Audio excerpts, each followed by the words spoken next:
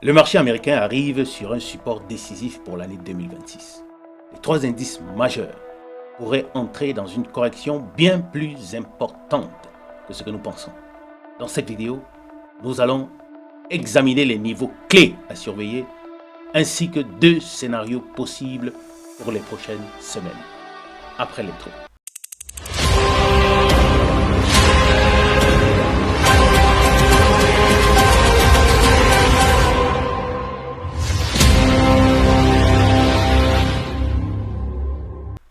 Salut à toi et bienvenue sur Tapis Trade, la chaîne qui rend les marchés financiers accessibles à tous de manière simple et efficace. La situation géopolitique pèse sur les marchés américains et les trois indices majeurs se trouvent sur un support décisif pour la suite de l'année 2026. Nous allons considérer directement ce que les graphiques nous disent pour voir quels sont les niveaux clés à surveiller dans les prochains jours et les prochaines semaines. Si nous considérons le SP500, nous avons notre triangle de compression qui a été brisé depuis le 2 mars, en début de la semaine passée. Et depuis ce jour, nous avons testé la barre du triangle ainsi que le support qui finalement le vendredi dernier a été brisé. Nous avons démarré la session de vendredi dernier en dessous du triangle de compression et en dessous du support. Et nous avons freiné dans ce support dans lequel déjà le jeudi nous avons été stoppés. Ce support pour le SP500 représente une zone capitale. Nous sommes entre 6720 et 6690. Ce sera une zone clé à surveiller. À ce niveau, nous voyons que le SP500 a brisé la moyenne mobile 20, la moyenne mobile 50, la moyenne mobile 100 en daily. Et si nous considérons ce graphique en weekly, nous verrons qu'en weekly, il a brisé la moyenne mobile 20. Regardez ce que ce graphique montre en weekly. En weekly, comme je l'avais dit dans les dernières vidéos, nous voyons que le triangle de compression a été brisé, ce qui pourrait présager un changement de structure après une grosse impulsion haussière depuis avril 2025. N'est-ce pas? Depuis avril 2025, nous pourrons avoir un changement de structure. Si nous regardons en monthly, nous avons le même scénario. C'est pourquoi il est capital de surveiller cette impulsion haussière qui pourrait avoir freiné et entrer dans un pullback qui représenterait en daily une bonne correction, même jusqu'à ce niveau de 6200. Niveau clé à surveiller pour la suite, c'est le niveau que nous venons de considérer de 6720 à 6690. Si nous allons dans le Nasdaq, prenons le Nasdaq. Le Nasdaq également, comme nous l'avons partagé, aussi est dans ce range. Dans ce range où il ne fait que osciller, mais depuis février, il n'a plus atteint la zone supérieure du range. Il a créé comme un second range à ce niveau dans lequel il est en train de osciller. Alors nous ne voulons pas qu'il brise ce support qu'il a testé plusieurs fois, qui serait aussi un support capital entre 24 640 et 24 430. Si nous regardons aussi sur le Nasdaq, nous allons voir que le Nasdaq a brisé la SMA 20, la SMA 50, la SMA 100 en daily. Si nous mettons également en weekly, nous allons voir que le Nasdaq aussi est arrivé à ce top après la grosse impulsion depuis avril 2025 et il se trouve également dans ce canal que vous pouvez voir. Il est arrivé au top du canal et il pourrait se diriger premièrement vers le milieu du canal et potentiellement vers le bas du canal. C'est pourquoi il faudra examiner le Nasdaq également à ce niveau qui est très important où il a consolidé plusieurs fois. Il ne devrait pas le briser. Nous avons quelque part ici la SMA 200 qui est capitale pour une structure haussière. En dessous de la SMA 200, on entre techniquement dans une structure baissière. Ça veut dire que nous sommes dans une zone très capitale à surveiller. Si nous allons sur le Dow, nous allons voir que là aussi, nous avons une situation similaire. Le Dow également, depuis avril 2025, nous avons une grosse impulsion et nous sommes comme dans un canal, si on le garde en weekly, vous allez voir comme un canal dans lequel il est en train d'osciller. Et il est arrivé au top du canal, il a atteint le all-time high dernier de 50 500 et il pourrait maintenant être en train de faire soit un pullback ou par rapport à la situation générale géopolitique et du marché, entrer dans une correction. Là aussi, si nous mettons un indicateur et nous prenons la SMA, la moyenne mobile simple, et que nous ajoutons simplement une moyenne mobile, vous verrez qu'au niveau de la 100, en daily, n'est-ce pas, on a brisé également la moyenne mobile 100 en daily. C'est très important de considérer cela. Si on regarde où se trouve la moyenne mobile 200, nous voyons qu'elle se trouve quelque part là.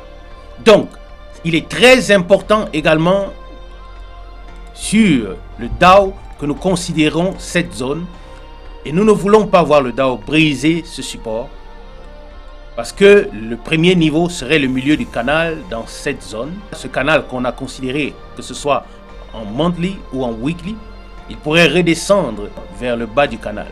Donc, gardons un œil sur ce niveau que nous avons marqué sur le Dow et nous allons voir pendant les prochaines semaines. Quelle est la particularité avec la situation actuelle du marché? Le marché est à un niveau charnière avec la situation géopolitique. Il n'est pas favorable à un momentum bullish. Ce qui rend la situation particulièrement intéressante, c'est que les trois indices majeurs des États-Unis testent actuellement leur support au même moment. Cela signifie que le marché est à un moment de décision capitale. Et nous avons deux scénarios, comme vous pouvez l'imaginer, qui vont nous donner la direction pour les jours et les semaines à venir. Scénario numéro 1. Nous avons le rebond parce que le support tient. Dans ce cas, la correction actuelle serait simplement un pullback dans l'impulsion haussière que nous avons depuis avril 2025. Scénario numéro 2. Le support ne tient pas. Nous avons une cassure à la baisse. Et dans ce cas, si cela se passe sur les trois indices, historiquement, quand cela a lieu, nous risquons d'avoir une profonde correction. D'un côté, il faudra savoir comment agir sur les marchés. D'un autre côté, ça pourrait ouvrir de grandes opportunités pour le milieu de l'année jusqu'à la fin de l'année et l'année 2027. C'est pourquoi nous allons suivre l'évolution du marché à partir de ce moment encore plus exactement, car cela pourra représenter un potentiel énorme pour capitaliser après une potentielle grosse correction. Avant de conclure la vidéo, nous voulons considérer les graphiques de quelques actifs que nous avons partagés sur la chaîne en short afin de voir à quel niveau nous nous trouvons. Commençons par Netflix, le premier actif que nous avons partagé la semaine surpassée. Si on considère Netflix, nous avons partagé l'actif Netflix déjà depuis la consolidation sur ce niveau. Et vous voyez que depuis la décision du top management d'abandonner les négociations pour Warner Bros, nous avons eu cette explosion et nous avons fait encore une vidéo disant que nous étions en train d'aller vers 100 à 104, 105. Et exactement, nous sommes arrivés à 100. Et à ce niveau de 100, avec la situation actuelle du marché, personnellement, moi, je suis sorti de position parce que j'étais en trade et non sur le très long terme. J'étais en trade et j'ai fermé mes positions parce que mon objectif était atteint. On a atteint la résistance que j'avais fixée. Netflix, je le garde dans ma watchlist très proche de moi parce que ce sera un actif sur lequel on pourra capitaliser. Il a brisé une structure énorme et il y a, selon moi, un gros potentiel sur Netflix pour arriver vers les 140, 150. Nous avons partagé également Palantir. Ici, Palantir a brisé la structure baissière aussi. Et avec la situation géopolitique actuelle, Palantir, nous avons partagé le short par rapport à ce que c'est un actif défensif. Nous avons pris position également sur Palantir. Déjà même avant cela, nous avions certaines positions sur Palantir. Nous avons ajouté d'autres positions dans la zone de support ici en bas. Et nous avons comme premier niveau le niveau de 160 que nous avions marqué. Et le deuxième niveau vers 170 et 190. Pour l'instant, sur Palantir, nous sommes encore en position. Nous n'avons pas fermé les positions. Nous gardons les positions Palantir par rapport au contexte général.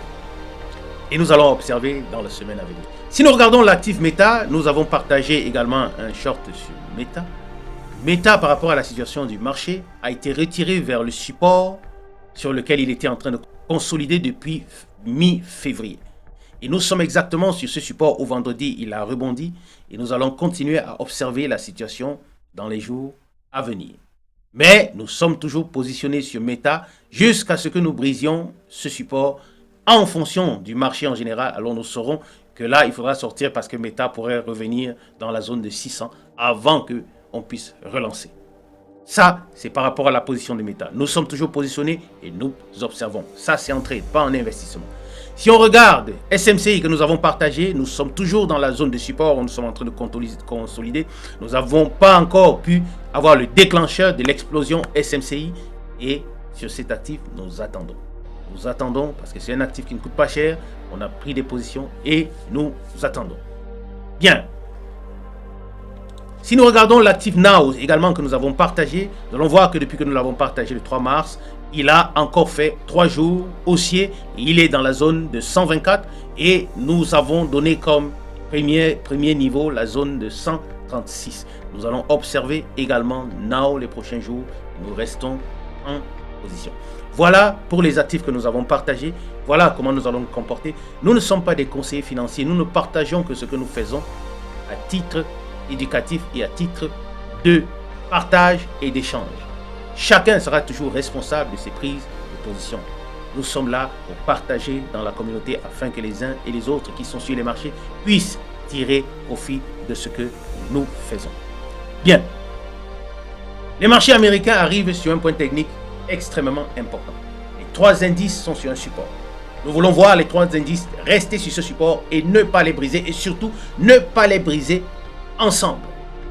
Si c'est le cas, alors nous aurons éventuellement une volatilité qui va encore plus augmenter et nous serons entrés dans un niveau baissier parce qu'on aura sur les 3 indices probablement brisé la moyenne mobile 200 simple. Alors, il est important maintenant de bien considérer le marché pour ceux-là qui sont positionnés bullish, c'est-à-dire haussier. Parce que si le prix brise la SMA 200, on entre techniquement dans une tendance baissière. Aujourd'hui, c'est ce que je voulais partager avec toi, afin que les jours et les semaines à venir, nous sachions ensemble clairement de quoi il est question si nous voyons un mouvement à la hausse ou à la baisse. Si cette vidéo t'a plu, aide cette vidéo à atteindre au moins 100 likes. Mets un like, mets un commentaire et surtout, abonne-toi à la chaîne si tu ne l'as pas encore fait. Je t'inviterai pour te servir à la prochaine vidéo. You are the key.